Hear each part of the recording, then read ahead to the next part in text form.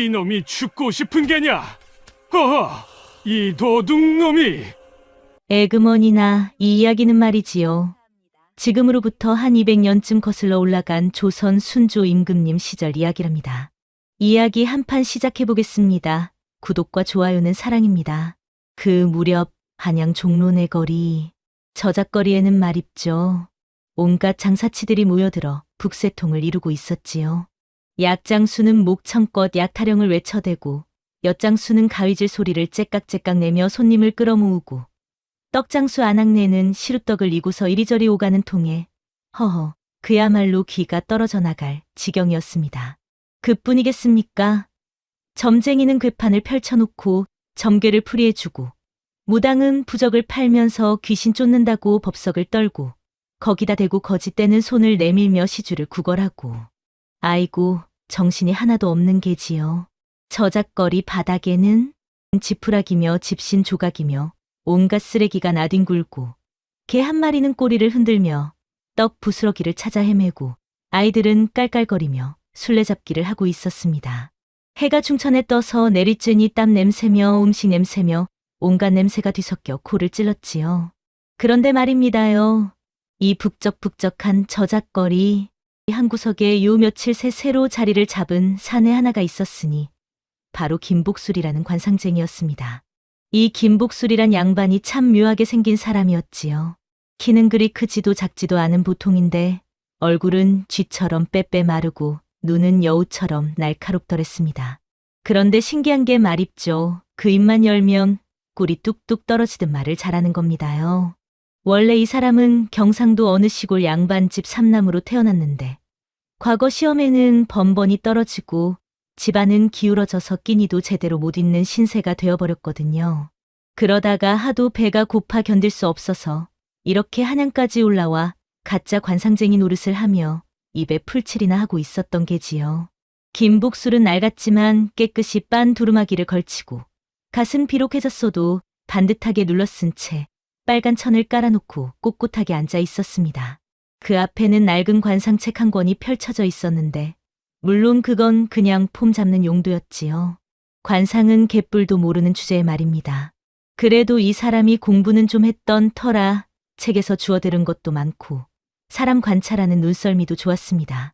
그러니까 적당히 얼버무리고 애둘러 말하면 사람들이 고개를 끄덕이며 넘어가더란 말이지요. 하루 종일 이런 식으로 사람들을 상대하면 그럭저럭 밥값은 벌 수 있었습니다. 가난한 아낙네가 와서 남편 걱정을 털어놓으면 김복술은 그 얼굴을 슬쩍 훑어본 뒤 적당히 위로 섞인 말을 늘어놓았지요.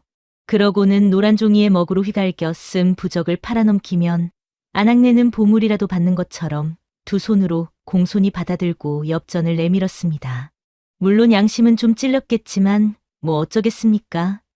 굶어 죽는 것보다는 나은 게 아니겠소? 해가 뉘엿뉘엿 넘어가고 저작거리에 저녁 그림자가 내려앉을 무렵이었습니다. 구경꾼들도 하나둘씩 흩어지기 시작하고 장사치들도 슬슬 짐을 싸기 시작했지요. 김복술도 오늘 벌이가 제법 괜찮았으니 이제 그만 객주집으로 가볼까 싶어 자리를 정리하려는데 저 멀리서 누군가 다가오는 게 보였습니다. 허허, 그런데 이 사람의 행색이 보통이 아니었습니다요. 비단 도포에 옥으로 만든 각근을 늘어뜨리고 손에는 하얀 부채를 들고서 천천히 걸어오는 모습이 영락없는 부자 양반이었지요. 뒤에는 하인 둘이 따라붙어 있었는데 그놈들도 제법 말쑥한 옷을 입고 있었습니다. 저작거리를 오가는 사람들이 그 양반을 보고는 슬그머니 비켜서더랬지요. 김복술의 눈이 번쩍 뜨였을 게 아니겠습니까? 저런 양반한테서 돈을 뜯어내면 한 달치 밥값은 거뜬하겠다 싶었던 게지요. 그 양반이 김복술 앞에 멈춰 섰습니다. 나이는 40줄쯤으로 보이는데 얼굴은 동그스름하고 살이 포동포동 올라서 마치 잘 익은 호박 같았지요. 수염은 깔끔하게 다듬어져 있고 피부는 희고 윤기가 흘렀습니다. 하나 김복술은 순간 이상한 느낌을 받았습니다. 뭐랄까요? 저 양반의 눈빛이 묘하게 차갑고 날카로웠거든요. 웃는 나 속에 칼이 숨어 있다는 말이 있지 않습니까? 딱 그런 느낌이었지요. 양반이 부채를 접으며 입을 열었습니다. 그대가 소문난 관상쟁이인가? 목소리는 낮고 굵직하더랬습니다. 김복술은 얼른 허리를 굽혀 절을 하며 공손하게 대답했지요. 소인 김복술이옵니다. 나리, 혹시 관상을 봐드릴까요? 들리는 소문이 자자하기에 한번 시험해 보려 왔네. 내 얼굴을 보고 내 팔자를 맞춰보게. 양반이 이렇게 말하더랬습니다. 그 눈빛이 날카롭게 김복술을 훑어내리는 게 마치 사냥꾼이 먹잇감을 노려보는 것 같았지요. 김복술은 속으로 잠깐 당황했을 겁니다. 시험을 하겠다니 이거 함부로 짓거렸다간 큰 코 다칠 수도 있겠다 싶었겠지요. 하나 일단 받아친 물이니 엎지르든 마시든 해야 하는 법 아니겠습니까? 김복술은 양반의 얼굴을 찬찬히 살펴봤습니다. 얼굴에 살이 쪘으니 먹고 사는 데는 지장이 없겠구나 싶고 옷차림이 화려한 걸 보니 돈이 많은 건 분명해 보이더랬지요. 하나 손에 굳은 살이 하나도 없는 걸 보니 일은 안 하고 놀고 먹는 위인인 게 틀림없었습니다. 게다가 눈빛이 너무 차가웠지요. 저건 보통 사람 눈빛이 아니라는 생각이 들더랬습니다. 뭔가 숨기는 게 있는 것 같았던 게지요. 김복술은 슬쩍 양반의 하인들도 훑어봤습니다. 하인치고는 옷이 너무 좋고 그리고 허리춤에 뭔가 볼록한 게 보이는데 저건 혹시 칼자루가 아닌가 싶더랬습니다. 하인이 칼을 차고 다닌다는 게 이상하지 않겠소? 순간 김복술의 등골에 오싹한 기운이 흘렀을 겁니다. 이 자식 뭔가 수상한 게 분명하다 싶었겠지요. 하나 티를 내서는 안 되는 법 아니겠습니까? 김복술은 태연하게 웃으며 입을 열었습니다. 나리의 관상을 보니 허허, 이거 참 귀한 상이십니다요. 인당이 넓고 발근이 복록이 깊고 광대뼈가 튀어나오지 않았으니 성품이 온화하시며 코가 우뚝하니 재물운이 끊이질 않을 상이옵니다요. 김복술은 일부러 좋은 말만 늘어놓았지요. 이런 손님한테는 일단 기분 좋게 만들어야 돈을 받아낼 수 있다는 걸 아는 터였으니까요. 그는 계속해서 침을 튀기며 말을 이어갔습니다. 또한 눈썹이 짙고 길게 뻗었으니 형제간의 우애가 돈독하실 게고 귓불이 두툼하니 자손이 번창할 팔자시옵니다. 나리께서는 틀림없이 대대로 부귀를 누리는 집안 출신이실게요. 양반은 잠자코 듣고 있다가 천천히 고개를 끄덕였습니다. 그러더니 품에서 은자 한 양을 꺼내 김복술 앞에 툭 던지더랬지요. 말솜씨가 좋구먼. 앞으로도 이 저작거리에서 더 장사 잘 되겠네. 양반이 이렇게 말하고는 돌아서서 유유히 사라졌습니다. 하인들도 따라 붙어 가더랬지요. 김복술은 은자를 주워들며 희죽 웃었습니다. 이거 한 양이면 열흘은 먹고 살 수 있을 터. 오늘 정말 대박이 난 게지요. 하나 그 흐뭇한 마음도 잠시 김복술의 표정이 서서히 굳어지더랬습니다. 뭔가 이상하다는 생각이 들었던 겁니다. 저 양반 부자 행세를 하긴 하는데 뭔가 꺼림칙한 구석이 있었지요. 특히 저 눈빛은 사람 잡아먹을 것 같은 눈빛이었고 하인들 허리춤의 칼은 또 뭐란 말입니까? 보통 양반집 하인이 칼을 찰 일이 있겠소? 김복술은 고개를 가웃거리며 자리를 정리했습니다. 설마 저 자식이 도둑놈은 아니겠지 싶었지만 묘한 불안감이 가시질 않더랬지요. 하나 배고픈 게 우선이니 일단 돈이나 잘 챙겨서 오늘 저녁이나 든든히 먹어야겠다 싶었던 게지요. 하나 김복술은 아직 몰랐습니다요. 그 양반이 누구인지 그리고 앞으로 어떤 일이 벌어질지를 말입니다. 석양이 저작거리를 붉게 물들이고 김복술은 은자를 꼭 쥔 채 객주집을 향해 걸어갔습니다. 저녁 먹을 생각에 발걸음이 가벼웠지요. 한양거리에는 저녁 장사 준비를 하는 국밥집에서 구수한 냄새가 피어올랐고 주막에서는 벌써부터 술꾼들의 웃음소리가 터져 나왔습니다. 그런데 말입니다요. 그 뒤로 멀찌감치 떨어진 골목에서 아까 그 양반이 김복술을 지켜보고 있었지요. 그의 입가에는 음침한 미소가 걸려 있었습니다. 양반은 옆에 서 있는 하인을 향해 턱짓을 하더랬습니다. 그러자 하인 하나가 슬금슬금 김복술의 뒤를 밟기 시작했습니다. 마치 고양이가 쥐를 노리듯이 말이지요. 김복술은 그런 줄도 모르고 콧노래를 흥얼거리며 걸어가고 있었습니다. 아이고, 이거 큰일이 벌어지려는 조짐이 아니고 뭐겠습니까? 그날 밤 김복술은 객주집 방구석에 웅크리고 앉아 저녁 국밥을 후루룩 들이켰습니다. 싸구려 객주집이라 방은 좁고 누추했지만 그래도 비바람을 피할 수 있으니 감지덕지였지요. 은자 한 양을 벌었으니 오늘만큼은 국밥에 막걸리 한 사발까지 곁들일 수 있었습니다.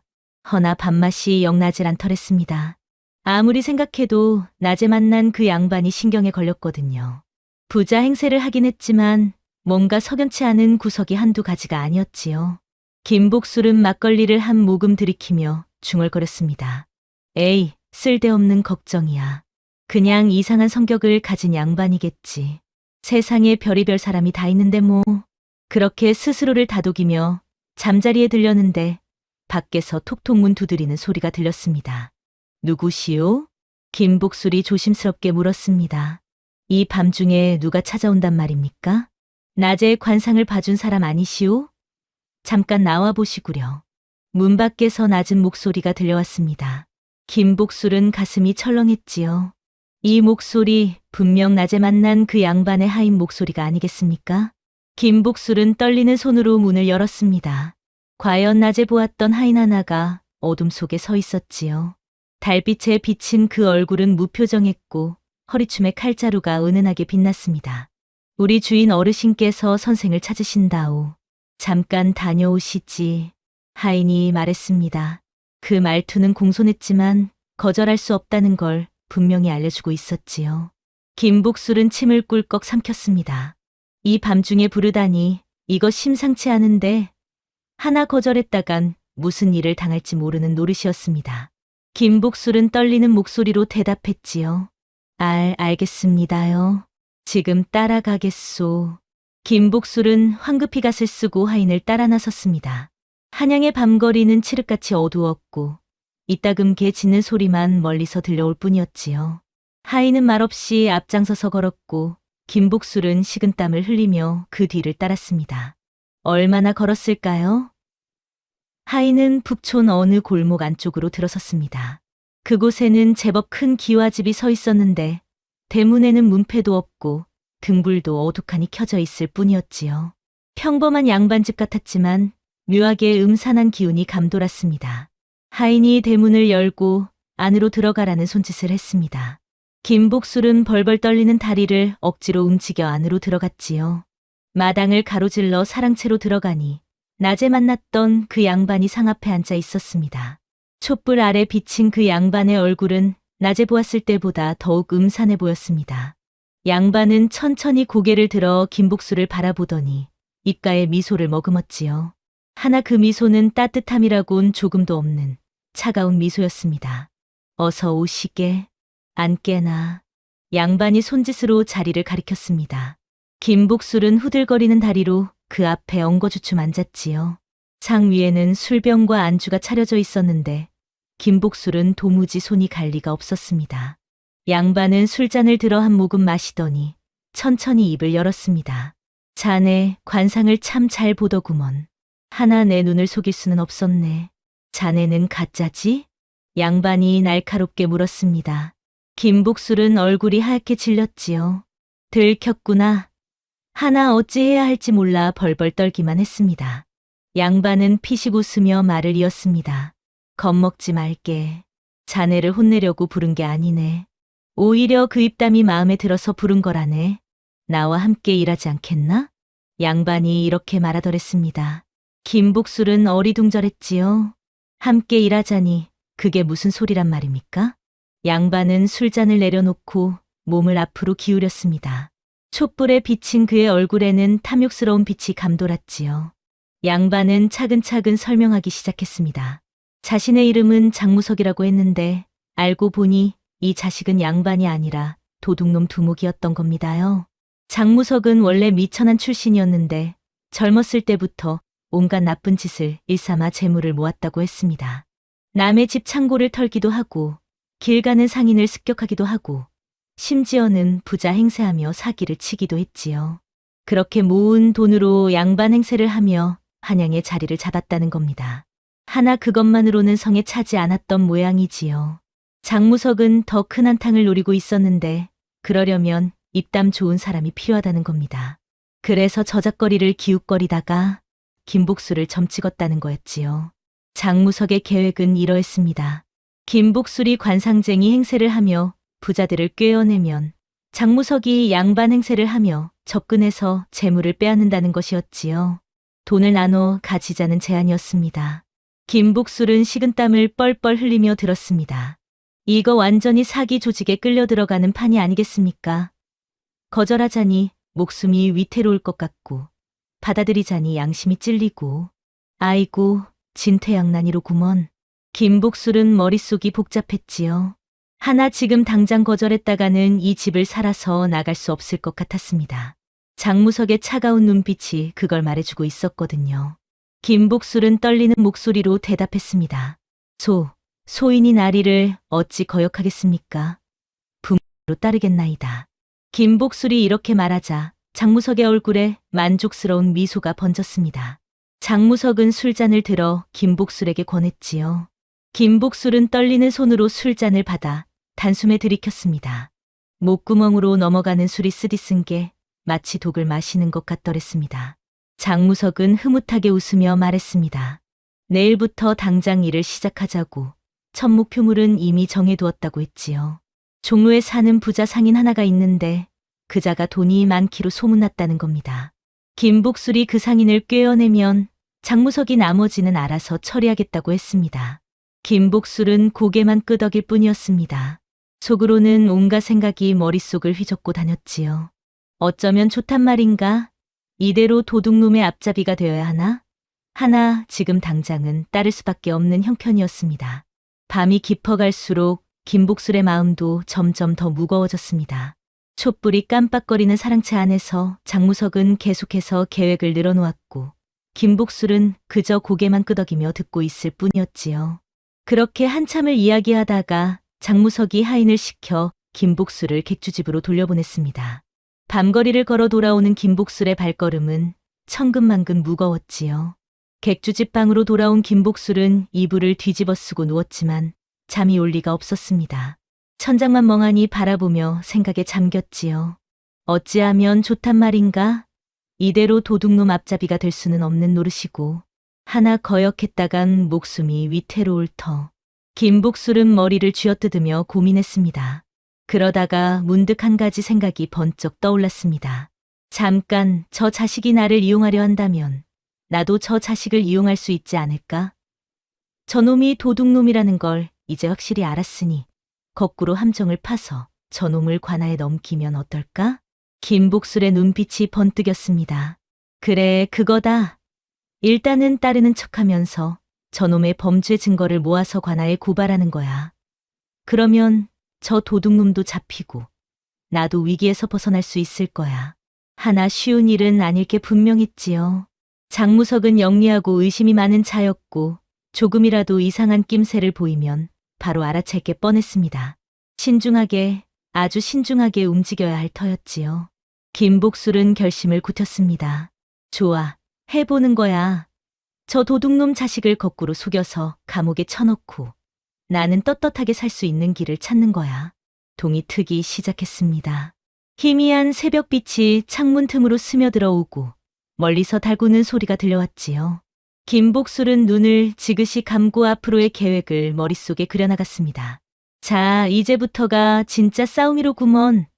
도둑놈과 가짜 관상쟁이의 한판 승부가 시작되는 게지요. 다음 날 아침 김복술은 일찍 일어나 저작거리로 향했습니다. 평소처럼 관상쟁이 자리에 앉았지만 머릿속은 온통 어젯밤 세운 계획으로 가득했지요. 장무석을 함정에 빠뜨리려면 증거가 필요했습니다. 그냥 입으로만 도둑놈이라고 외쳐봤자 누가 믿겠습니까? 양반 행세를 하며 떵떵거리고 사는 자를 상대로 떠돌이 가짜 관상쟁이의 말을 관아에서 귀담아 들을 리가 없었지요. 김복술은 생각했습니다. 증거를 잡으려면 일단 저놈의 계획에 따라가는 척해야 한다 싶었던 게지요. 그러면서 저놈이 훔친 물건이 어디 있는지 또 다른 공범은 누구인지 알아내야 했습니다. 그걸 관아에 제보하면 틀림없이 잡힐 거라 생각했던 겁니다. 한참을 궁리하고 있는데 저 멀리서 장무석의 하인이 다가오는 게 보였습니다. 하인은 김복술 앞에 와서 멈춰 서더니 낮은 목소리로 말했지요. 주인 어르신께서 오늘 한낮에 뵙자 하십니다. 아시겠습니까? 하인이 이렇게 말하고는 돌아섰습니다.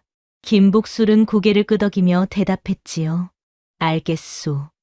꼭 가겠소.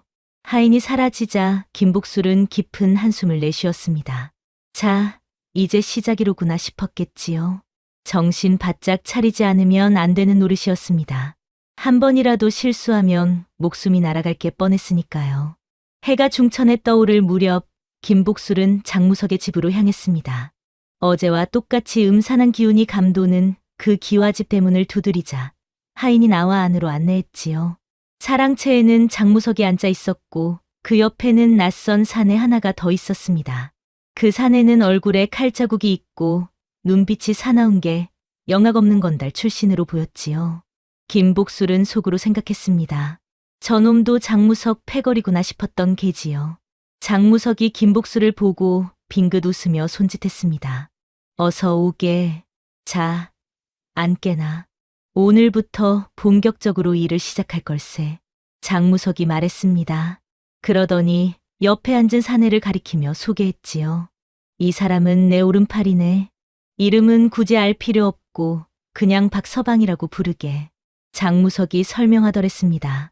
박서방이라는 작자는 김복술을 한번 훑어보더니 코웃음을 쳤지요. 김복술 같은 약골이 뭘 할 수 있겠냐는 듯한 표정이었습니다. 장무석은 상위에 종이 한 장을 펼쳐놓았습니다. 거기에는 사람 이름 하나가 적혀 있었는데 최만득이라는 이름이었지요. 장무석이 설명하기 시작했습니다. 이 최만득이라는 자는 종로에서 포목전을 운영하는 부자 상인인데 돈이 아주 많기로 소문났다는 겁니다. 그런데 이 사람이 요새 큰 거래를 앞두고 있어서 곧 목돈을 집에 쌓아둘 거라는 정보를 입수했다고 했지요. 장무석의 계획은 이랬습니다. 김복술이 최만득을 찾아가서 관상을 봐주는 척하면서 집안 구조와 재물이 어디 있는지 파악하라는 거였지요. 그러면 장무석 일당이 밤에 몰래 들어가서 재물을 훔쳐내겠다는 속셈이었습니다. 김복술은 겉으로는 고개를 끄덕이며 알겠다고 했지만 속으로는 다른 생각을 하고 있었습니다. 좋아, 이거야말로 기회라는 생각이 들더랬지요. 최만득이라는 사람한테 미리 알려주고 장무석 일당이 들어오는 걸 관아와 함께 덮치면 되는 게 아니겠습니까? 하나 조심해야 했습니다. 너무 티를 내면 장무석이 눈치챌 게 분명했지요. 김복술은 최대한 자연스럽게 행동하기로 마음먹었습니다. 그날 오후 김복술은 장무석이 시키는 대로 최만득의 포목전으로 향했습니다. 종로 한복판에 자리 잡은 큰 가게였는데 온갖 비단과 무명이 진열되어 있고 손님들로 북적거렸지요. 김복술은 가게 안으로 들어가 점원에게 말했습니다. 주인 어르신께 관상을 봐드리고 싶다고 소문난 관상쟁이가 왔으니 한번 뵙게 해달라고 했지요. 점원은 의아한 얼굴로 안쪽으로 들어가더니 잠시 후 나와서 안으로 들어오라는 손짓을 했습니다. 안채로 들어가니 50줄로 보이는 부유해 보이는 사내가 앉아 있었습니다. 수염이 길고 얼굴에는 인자한 기운이 돌았지요. 이 사람이 바로 최만득이었습니다. 최만득은 김복술을 보더니 고개를 갸웃거렸습니다. 관상쟁이라. 자네가 무슨 볼일이 있나? 최만득이 물었습니다. 김복술은 공손하게 절을 하며 대답했지요. 소인은 저작거리에서 저 관상을 보는 김복술이라 하옵니다. 나으리의 관상이 귀하다는 소문을 들어 한번 뵙고 싶어 찾아왔나이다. 김복술이 이렇게 말하자 최만득은 피식 웃었습니다. 아마도 저작거리 사기꾼 정도로 여기는 듯했지요. 하나 심심풀이로 한번 드러나 보자는 생각이었는지 고개를 끄덕이며 앉으라고 했습니다. 김복술은 최만득의 얼굴을 찬찬히 살펴봤습니다. 그리고 적당히 좋은 말들을 늘어놓기 시작했지요. 인당이 밝으니 복이 많고 눈썹이 짙으니 자손이 번창할 상이며 코가 우뚝하니 재물이 끊이지 않을 거라는 등등. 최만득은 처음에는 시큰둥하게 듣고 있었지만 김복술의 말솜씨가 워낙 좋다 보니 점점 흥미를 보이기 시작했습니다. 그러다가 차를 내오라고 하더니 김복술과 이야기를 나누기 시작했지요. 김복술은 이야기를 나누면서 슬쩍슬쩍 집안 구조를 살폈습니다. 안채가 어디에 있고 창고는 어디에 있고 대문에서 안채까지 어떻게 들어가는지 장무석이 시킨 대로 정보를 수집하는 척했지요. 하나 김복술의 진짜 목적은 따로 있었습니다. 어떻게든 최만득과 단둘이 이야기할 기회를 만들어서 장무석의 계획을 알려줘야 했거든요. 한참을 이야기하다가 마침 점원이 급한 일로 최만득을 부르러 왔습니다. 최만득이 잠깐 자리를 비우는 사이 김복술은 재빨리 품에서 작은 종이 쪽지를 꺼내 붓으로 글을 휘갈겨 썼습니다. 나으리, 도둑놈이 이 댁을 노리고 있습니다. 사흘 후밤 조심하시고 관아에 미리 알리시옵소서. 김복술은 그 쪽지를 최만득의 차 잔 밑에 살짝 밀어 넣었습니다. 최만득이 차를 마시려다 발견하게끔 말이지요. 잠시 후 최만득이 돌아왔고 김복술은 아무 일 없었다는 듯 웃으며 일어섰습니다. 오늘 좋은 시간 보냈습니다, 나으리. 앞으로 복이 많이 들어오실 겁니다. 김복술이 인사를 하고 밖으로 나왔습니다. 가슴이 두근두근 뛰었지요. 과연 최만득이 저 쪽지를 발견하고 믿어줄까 하는 불안감이 밀려왔던 겁니다. 아니면 그냥 미친놈 소리라고 무시해버릴까 싶기도 했지요. 김복술은 불안한 마음을 안고 장무석의 집으로 돌아갔습니다. 장무석은 김복술이 돌아오자 반색을 하며 물었지요. 집안 구조는 어떻더냐? 재물은 어디에 있더냐? 경비는 삼엄하더냐? 김복술은 최대한 자세하게 설명했습니다. 장무석이 듣고 싶어 하는 대로 말이지요. 장무석은 흐뭇하게 고개를 끄덕이며 말했습니다. 좋아, 사흘 후밤에 들이닥치자고. 그때까지 준비를 단단히 하라고 했지요. 김복술은 겉으로는 고개를 끄덕였지만 속으로는 전혀 다른 생각을 하고 있었습니다. 사흘 후면 장무석 일당은 관아, 포졸들이 쳐놓은 함정에 걸려들 거라 믿었던 게지요. 그러면 자신은 자유의 몸이 되는 거라 생각했습니다. 하나 김복술은 아직 한 가지를 더 걱정해야 했습니다. 만약 최만득이 그 쪽지를 믿지 않는다면, 혹은 최만득이 관아에 알렸는데 관아에서 시큰둥하게 넘긴다면? 그러면 장무석 일당은 그대로 재물을 훔쳐갈 것이고 김복술은 공범으로 몰릴 게 뻔했지요. 김복술은 머리를 쥐어뜯으며 고민했습니다. 더 확실한 방법이 필요하다 싶었던 게지요. 최만득만 믿고 있을 수는 없었습니다. 뭔가 보험이 필요했던 겁니다. 그날 밤 김복술은 객주집 방에서 잠도 못 자고 궁리했습니다. 그러다가 문득 한 가지 생각이 떠올랐지요. 그래, 관아에 직접 가는 거야 싶었던 겁니다. 익명으로 투서를 넣으면 되지 않겠습니까? 하나 그것도 위험했습니다. 만약 장무석이 눈치챈다면 김복술은 이리저리 궁리하다가 결국 한 가지 묘안을 떠올렸습니다. 다음 날 아침 김복술은 저작거리에서 장사를 하는 척하다가 슬쩍 자리를 뜨고 관아 근처로 향했습니다. 그리고 관아 담벼락 근처에 서성이는 한 꼬마아이를 불렀지요. 김복술은 품에서 엽전 몇 잎을 꺼내 아이에게 쥐어주며 말했습니다. 이 종이를 관아 포졸한테 전해주면 떡을 더 사줄 거라고. 절대 누가 줬는지는 말하지 말라고 단단히 일렀지요. 아이는 고개를 끄덕이고는 종이를 들고 관아 안으로 쏜살같이 달려갔습니다. 김복술은 멀리서 그 모습을 지켜보다가 아이가 포졸에게 종이를 건네주는 걸 확인하고는 재빨리 그 자리를 떠났습니다. 자, 이제 준비는 다 됐다 싶었지요. 사흘 후면 장무석 일당이 덫에 걸려들 거라고 믿었던 겁니다. 김복술은 가슴을 쓸어내리며 안도의 한숨을 내쉬었지요. 하나 김복술은 아직 몰랐습니다. 장무석이 얼마나 교활한 자인지, 그리고 앞으로 어떤 반전이 기다리고 있는지를 말입니다. 사흘이 지나가는 동안 김복술은 마음을 졸이며 지냈습니다.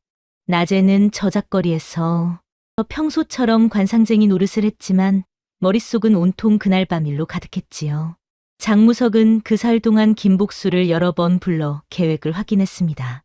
최만득의 집 구조는 어떻고 어느 시각에 들어가야 하고 창고 문은 어떻게 생겼고 김복술은 장무석이 묻는 대로 대답했지요.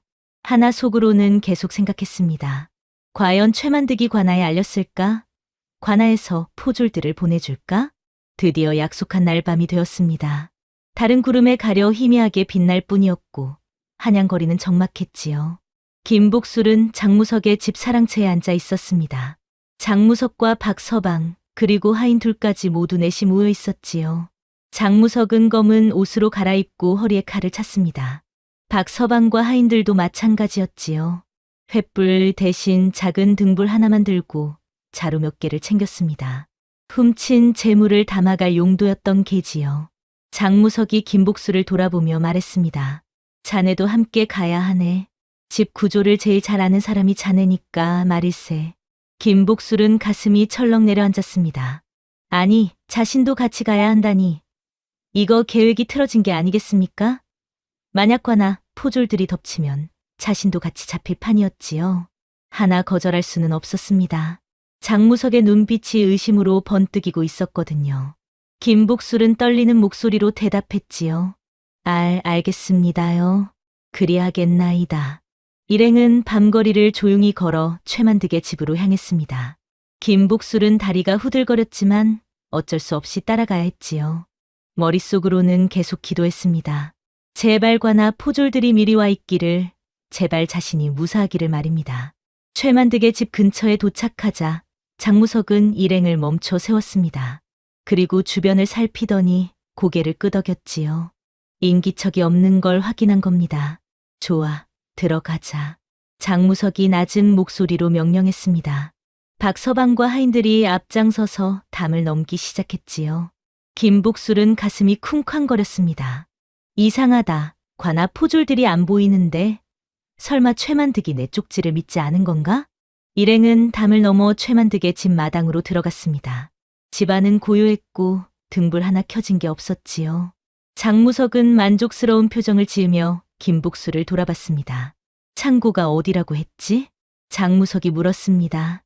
김복술은 떨리는 손으로 안채 옆쪽을 가리켰지요. 일행은 조용히 그쪽으로 이동했습니다. 창고 문 앞에 도착하자 박서방이 자물쇠를 따기 시작했습니다. 찰칵 소리를 내며 자물쇠가 열리고 문이 천천히 열렸지요.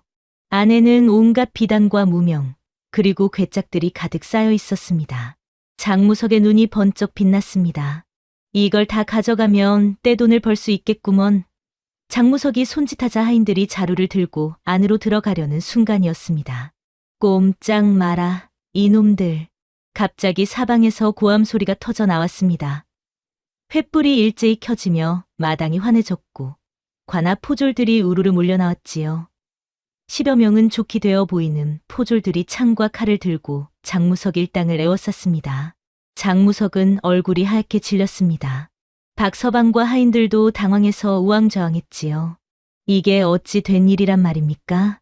포졸 대장이 앞으로 나서며 소리쳤습니다. 도둑놈 장무석, 이제 다 끝났다. 순순히 손을 들어라. 포졸 대장이 외쳤습니다. 장무석은 이를 악물고 칼을 뽑아 들었지요. 박서방과 하인들도 칼을 뽑았습니다. 허나 포졸들의 수가 너무 많았습니다. 게다가 포졸 대장은 무술 실력이 뛰어난 자였지요. 장무석 일당이 저항해보려 했지만 곧 제압당하고 말았습니다. 칼은 빼앗기고 손은 포승줄에 묶였지요. 김복술은 그 광경을 멍하니 바라보고 있었습니다. 계획대로 됐다. 장무석이 잡혔어. 하나 김복술 자신도 그 자리에 있었던 게 문제였지요. 포졸 하나가 김복술에게 다가와 팔을 붙잡았습니다. 너도 한패구나. 포졸이 소리치며 김복술의 손을 묶으려 했습니다. 김복술은 황급히 소리쳤지요. 아니옵니다. 소인은 억울하옵니다. 소인이 관아에 투서를 한 사람이옵니다. 김복술이 울먹이며 외쳤습니다. 포졸 대장이 고개를 돌려 김복술을 바라봤지요. 그때였습니다. 안채에서 최만득이 나타났습니다. 최만득은 김복술을 보더니 포졸 대장에게 말했지요. 포교 나으리, 저 사람은 저를 구해준 은인이옵니다. 저 사람이 아니었다면 이 도둑놈들을 잡지 못했을 겁니다. 최만득이 이렇게 말하자 포졸 대장은 고개를 끄덕이며 김복술을 놓아주라고 명령했습니다. 김복술은 그제야 안도의 한숨을 내쉬었지요. 장무석은 김복술을 노려보며 이를 갈았습니다. 배신자를 보는 눈빛이었지요. 허나 이미 포승줄에 묶인 몸, 어쩔 도리가 없었습니다. 포졸들은 장무석 일당을 끌고 관아로 향했습니다. 장무석과 박서방, 그리고 하인들 모두 포승줄에 묶여 끌려가는 신세가 되었지요. 구경꾼들이 하나둘씩 모여들어 수군거렸습니다. 저게 누구냐? 양반 행세하던 도둑놈이라더라. 참 세상에 별일이 다 있구먼. 김복술은 그 광경을 보며 가슴을 쓸어내렸습니다. 휴, 이제야 끝났구나. 정말 아슬아슬했어. 조금만 늦었어도 큰일 날 뻔했지. 최만득이 김복술에게 다가왔습니다. 그리고 공손하게 절을 하더랬지요. 최만득은 김복술에게 감사의 말을 전했습니다. 쪽지를 보고 처음에는 의심했지만 혹시나 하는 마음에 관아에 알렸다고 했지요.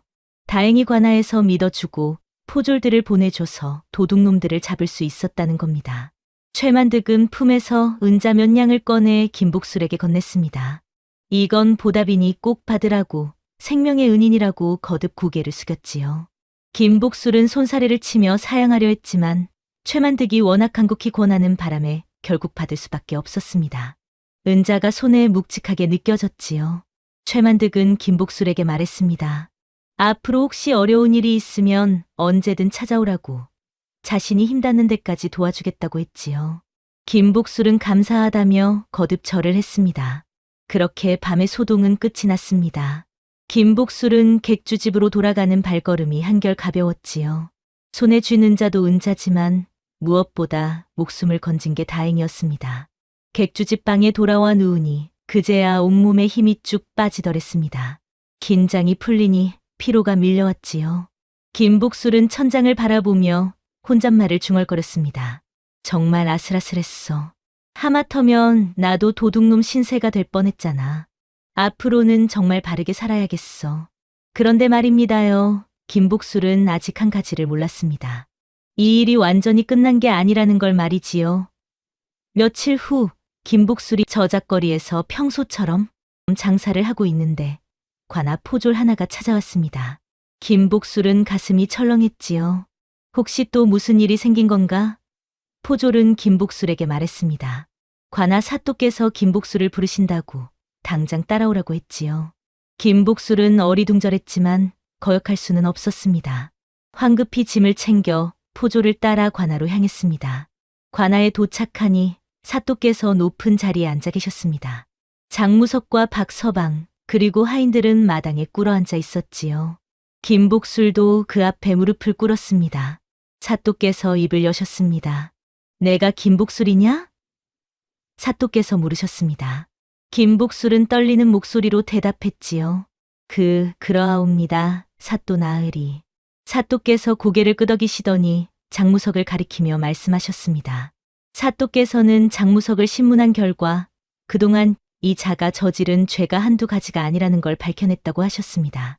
여러 집을 털었고 상인들을 협박해서 돈을 뜯어냈고 심지어 사람을 다치게 한 일까지 있었다는 겁니다. 이 모든 죄를 밝혀낸 건 김복술의 고발 덕분이라고 하셨지요. 사또께서는 김복술을 칭찬하셨습니다. 용기 있는 행동이었다고, 덕분에 한양에서 악질 도둑놈을 소탕할 수 있었다고 하시며 상을 내리시겠다고 하셨지요. 김복술은 얼떨떨했습니다. 상을 받다니 가슴이 벅차올랐지요. 사또께서는 은자 10냥을 하사하셨습니다. 김복술은 떨리는 손으로 받아 이마에 대고 거듭 절을 올렸지요.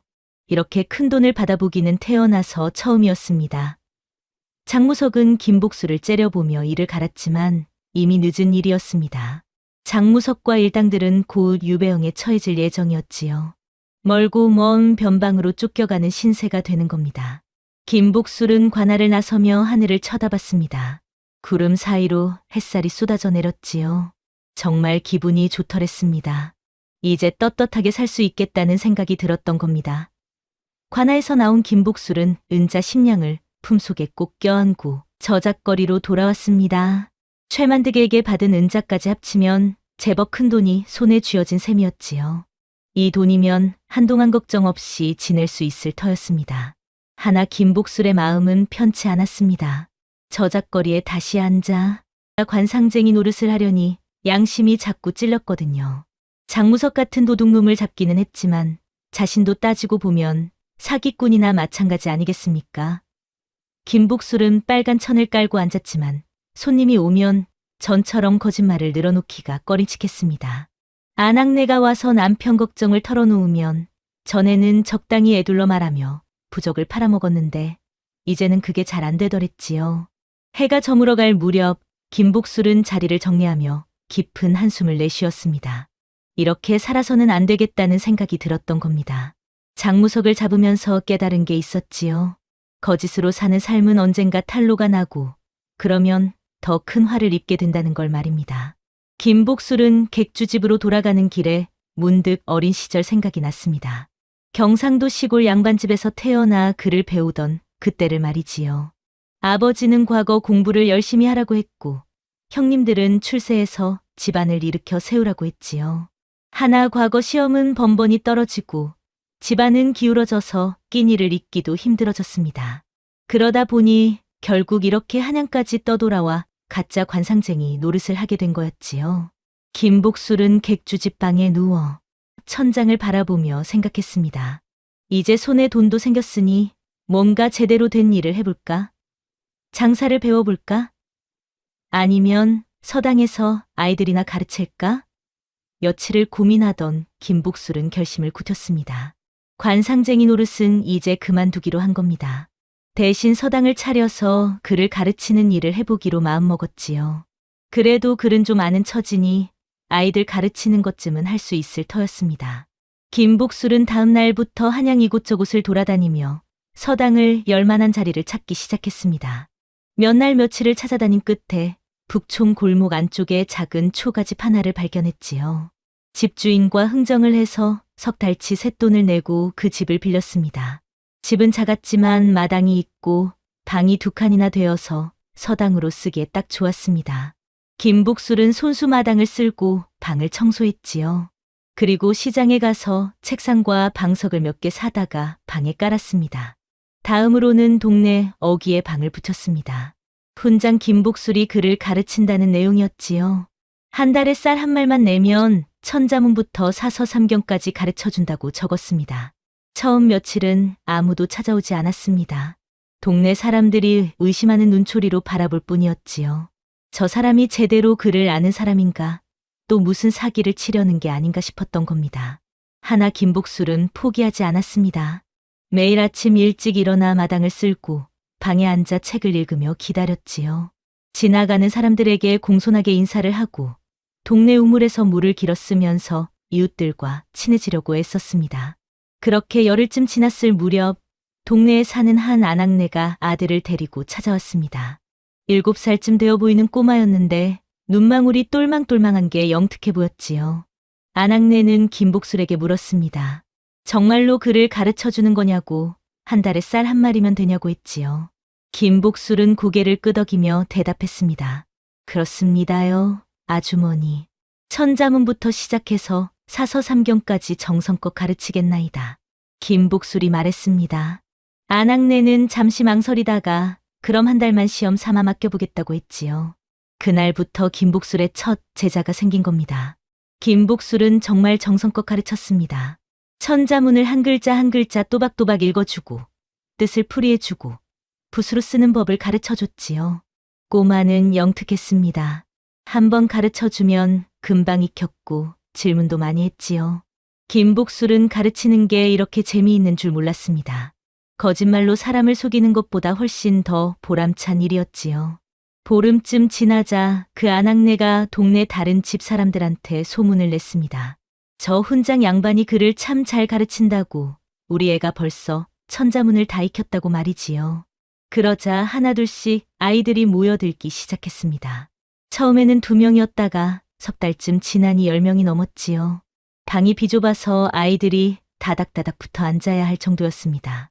김복술은 매일 아침 일찍 일어나 아이들을 가르쳤습니다. 천자문을 익힌 아이에게는 소학을 가르치고 소학을 익힌 아이에게는 논어를 가르쳤지요. 점심때는 마당에서 아이들과 함께 밥을 먹었고 오후에는 글씨 쓰는 연습을 시켰습니다. 아이들의 부모들은 쌀을 가져다 주며 감사하다고 인사를 했습니다. 김복술은 그럴 때마다 머리를 조아리며 말했지요. 제가 더 감사합니다. 아이들을 가르치는 게 이렇게 즐거운 줄 몰랐습니다라고 말입니다. 계절이 바뀌고 또 바뀌어서 어느새 1년이 지났습니다.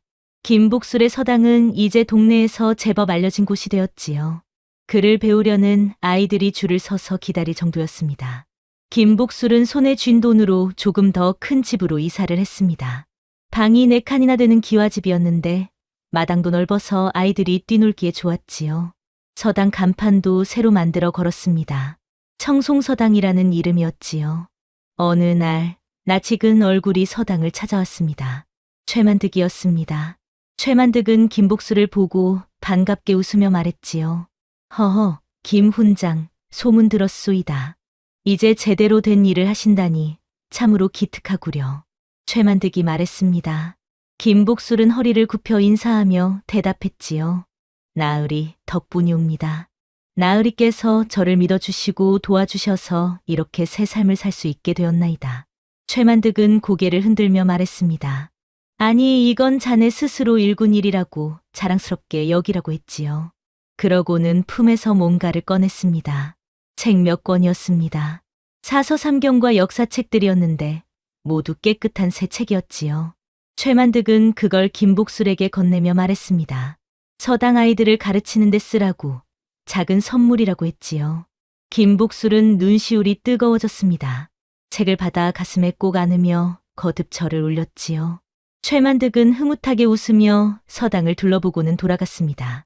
그날 저녁 김복술은 마루에 앉아 저녁 노을을 바라봤습니다. 서당 마당에서는 아이들이 떠드는 소리가 들렸고 부엌에서는 저녁 짓는 냄새가 풍겼지요. 김복술은 혼잣말을 중얼거렸습니다. 참 멀리도 돌아왔구나. 가짜 관상쟁이에서 도둑놈 앞잡이가 될 뻔하다가 이제는 아이들을 가르치는 훈장이 되다니. 인생이란 게 참 묘한 거로구나. 그때였습니다. 대문 밖에서 누군가 찾아왔습니다. 김복술이 나가보니 관아 포졸이 서 있었지요. 김복술은 가슴이 철렁했습니다. 혹시 또 무슨 일이 생긴 건가? 포졸은 김복술에게 편지 한 통을 건넸습니다. 사또께서 보내신 거라고 꼭 읽어보라고 했지요. 김복술은 떨리는 손으로 편지를 받아 펼쳤습니다. 편지에는 이렇게 적혀 있었습니다. 김복술이 이제 바르게 살고 있다는 소문을 들었다고, 아이들을 잘 가르치고 있다니 기특하다고, 앞으로도 선행을 쌓으며 살라고 격려하는 내용이었지요. 그리고 마지막에는 이런 구절이 적혀 있었습니다. 사람은 누구나 잘못을 저지를 수 있으나 중요한 것은 그 잘못을 깨닫고 바로잡는 것이니라. 김복술은 편지를 읽으며 눈물을 흘렸습니다. 감격스러웠던 게지요. 사또께서 자신을 잊지 않고 이렇게 격려해 주시다니 정말 고마운 일이었습니다. 김복술은 편지를 소중히 간직하기로 했습니다. 그리고 마음속으로 다짐했지요. 평생 바르게 살겠다고, 아이들을 잘 가르쳐서 훌륭한 사람으로 키우겠다고 말입니다. 밤하늘에는 별이 총총히 빛났습니다. 김복술은 서당마루에 앉아 그 별들을 바라보며 미소를 지었지요. 이제야 진짜 사람답게 사는 것 같다는 생각이 들었습니다. 허나 김복술은 아직 몰랐습니다. 이 이야기의 마지막 반전이 하나 더 남아있다는 걸 말이지요. 세월은 물 흐르듯 흘러갔습니다. 김복술이 청송서당을 연 지도 어느덧 3년이 지났지요. 서당은 날로 번창했고 아이들은 20이 넘게 모여들었습니다. 봄이 되면 마당에 복숭아꽃이 피고, 여름이 되면 아이들이 마루에 앉아 부채질을 하며 글을 읽고, 가을이 되면 은행나무 잎이 노랗게 물들고, 겨울이 되면 눈 쌓인 마당에서 아이들이 눈사람을 만들었지요. 김복술은 그 모습을 보며 흐뭇한 미소를 지었습니다. 서당 제자 중에는 과거 시험에 붙은 아이도 생겼습니다. 처음 왔던 그 꼬마가 이제 청년이 되어 소과에 합격한 겁니다. 그 소식을 들은 날, 김복술은 기쁨의 눈물을 흘렸지요.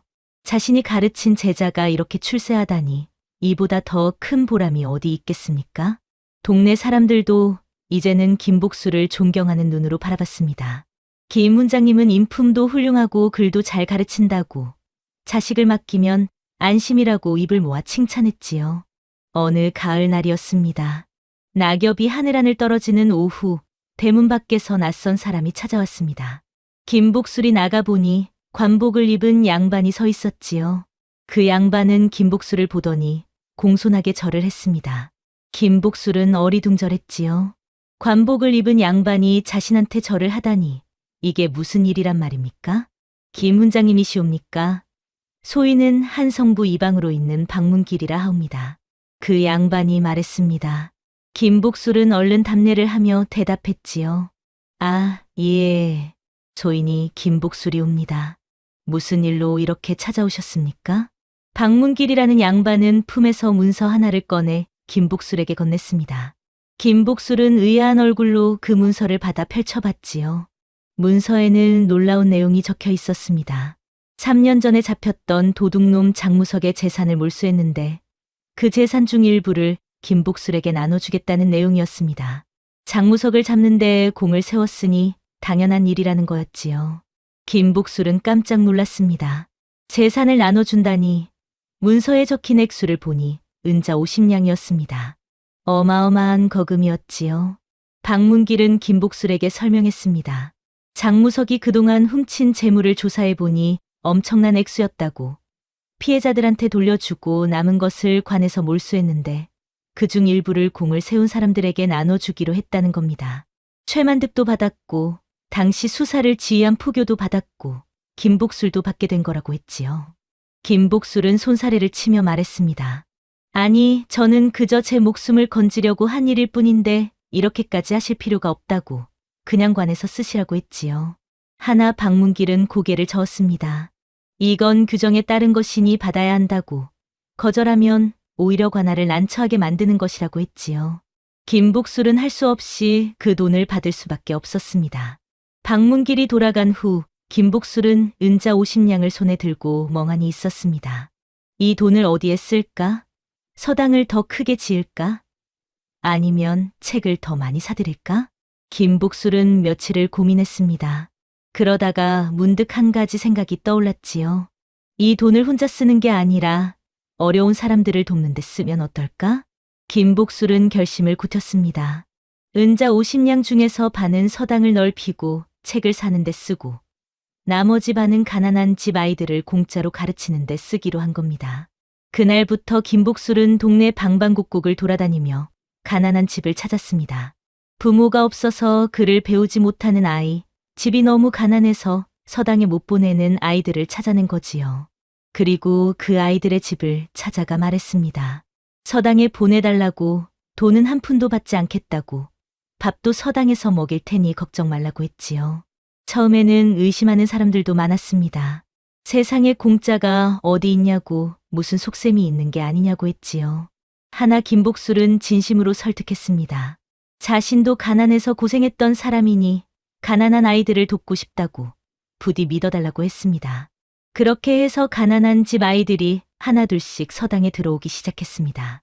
처음에는 5명이었다가 점점 늘어나서 10명이 넘었지요. 김복술은 그 아이들을 특별히 더 신경 써서 가르쳤습니다. 밥도 넉넉하게 먹이고 옷도 사주고 책도 새로 사서 나눠줬지요. 아이들은 김복술을 아버지처럼 따랐습니다. 계절이 또 한 번 바뀌고 이듬해 봄이 찾아왔습니다. 서당 마당에는 매화꽃이 피어나고 아이들의 낭낭한 글 읽는 소리가 울려 퍼졌지요. 어느 날 최만득이 다시 서당을 찾아왔습니다. 최만득은 김복술을 보더니 크게 웃으며 말했지요. 김 훈장, 소문을 들었소이다. 가난한 아이들을 공짜로 가르친다면서요? 허허, 참으로 기특한 일이구려. 최만득이 말했습니다. 김복술은 쑥스러운 듯 머리를 긁으며 대답했지요. 과찬이십니다, 나으리. 제가 받은 은혜를 조금이나마 갚는 것뿐이옵니다. 최만득은 고개를 끄덕이며 말했습니다. 그런 마음씨가 진짜 복을 부르는 거라고, 앞으로 더 큰 복이 들어올 거라고 했지요. 그러고는 품에서 쌀 한 가마니 값어치의 돈을 꺼내 김복술에게 건넸습니다. 아이들 먹이는데 보태 쓰라고 했지요. 김복술은 사양하려 했지만 최만득이 워낙 간곡히 권하는 바람에 결국 받을 수밖에 없었습니다. 최만득은 흐뭇하게 웃으며 서당을 돌아보고는 돌아갔습니다. 세월이 흘러 또 1년이 지났습니다. 김복술의 서당은 이제 한양에서도 손꼽히는 명성을 얻게 되었지요. 부잣집 아이들도 오고 가난한 집 아이들도 와서 신분을 가리지 않고 함께 공부했습니다. 김복술이 가르친 제자 중에는 과거에 급제한 아이들이 여러 생겼습니다. 그 중에는 가난한 집에서 태어나 공짜로 배운 아이도 있었지요. 그 아이가 출세해서 관직에 오르자 동네 사람들은 모두 감탄했습니다. 김 훈장님 덕분이라고, 정말 훌륭한 분이라고 입을 모았지요. 어느 겨울날 저녁이었습니다. 눈이 소복소복 내리는 날, 김복술은 서당 마루에 앉아 있었습니다. 아이들은 모두 집으로 돌아가고 서당은 고요했지요. 김복술은 눈 내리는 마당을 바라보며 지난 일들을 떠올렸습니다. 가짜 관상쟁이로 떠돌던 때, 장무석을 만나 도둑놈 앞잡이가 될 뻔했던 때, 목숨 걸고 장무석을 함정에 빠뜨렸던 때, 참 아슬아슬한 고비들이 많았지요. 하나 그 모든 일을 겪고 나니 이제야 진짜 사람답게 사는 게 무엇인지 알 것 같았습니다. 김복술은 혼잣말을 중얼거렸습니다. 복이란 게 뭘까? 돈이 많은 게 복일까? 높은 벼슬에 오르는 게 복일까? 아니야. 진짜 복은 바르게 살면서 다른 사람을 돕는 거야. 그게 진짜 복이지. 그때였습니다. 대문 밖에서 누군가 노크하는 소리가 들렸지요. 김복술이 나가보니 한 아낙네가 어린아이의 손을 잡고 서 있었습니다. 아낙네는 눈물을 글썽하며 말했지요. 아낙네는 남편을 잃고 혼자 아이를 키우는데 너무 가난해서 먹고 살기도 힘들다고 했습니다. 하나 아이만큼은 그를 배워서 출세시키고 싶다고 부디 거둬달라고 애원했지요. 김복술은 아낙네의 손을 잡으며 말했습니다. 걱정하지 말라고, 아이를 잘 가르치겠다고, 돈은 한 푼도 받지 않을 테니 안심하라고 했지요. 아낙네는 땅에 엎드려 절을 했습니다. 김복술은 아낙네를 일으켜 세우고 아이의 머리를 쓰다듬으며 미소를 지었습니다. 눈은 계속 내렸습니다. 하얀 눈이 세상을 덮어가고 서당 지붕에도 눈이 소복이 쌓였지요. 김복술은 서당 안으로 들어가며 생각했습니다. 이게 진짜 복이구나. 남을 돕고 아이들을 가르치고 바르게 사는 것. 이게 진짜 사람답게 사는 거야. 장무석처럼 욕심을 부리다가는 결국 망하는 법이지. 과한 욕심은 화를 부르는 법이란 걸 잊지 말아야 해. 김복술은 서당방에 불을 밝히고 내일 아이들을 가르칠 책을 펼쳤습니다.